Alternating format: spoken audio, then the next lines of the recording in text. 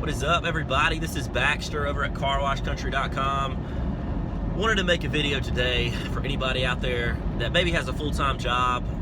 You're not really looking to dive into auto detailing full-time, but you want to make some extra money on the side. You just want a part-time business. This is the video for you. I make a lot of videos that are really geared towards auto detailers that are doing it full-time. But today I thought it would be cool just to make a video giving you 3 basic tips for starting a side business. There's a lot of information out there, so I wanted to boil everything down to just 3 things you need to know to really start making money this weekend. And so the first thing I'll start off by saying is you need to have some sort of marketing strategy to bring in customers. I mean, that's going to be the lifeblood of any business, whether it's full-time or part-time. For most people, I would start out with just the basics. Just get some business cards. You can have some postcards made up at Vistaprint.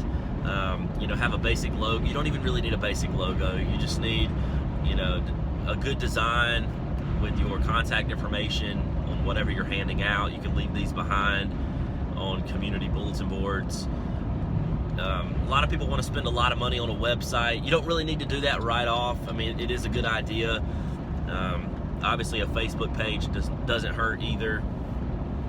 But just the basics, traditional marketing still works pretty well, honestly, in 2020, depending on what part of the country you live in. So that's really number one, figure out what your marketing strategy is. For this tip, I've actually got a blog post on some advertising and marketing strategies I will add in the description. So feel free to check out all those resources just to help out. Number 2 is your setup, your equipment setup. You're gonna have to have at least a van. I've seen people detail out of a trunk. You can certainly do that if you want to. Some guys will even purchase a small trailer. You don't necessarily need a water tank to get started if you're hooking up to someone's water at their home or their electricity, but you do need to make sure you have like a basic hose reel at a minimum. You never want to trust your customer's equipment. They may not have a hose, honestly, so you want to make sure you have everything you need, like soaps. If you want to use an electric pressure washer, that's something that you can pick up for around $100. I've got an ebook that kind of goes through a bunch of basic products for beginners, so you can check that out at carwashcountry.com/25. So that's number 2, just a basic equipment setup.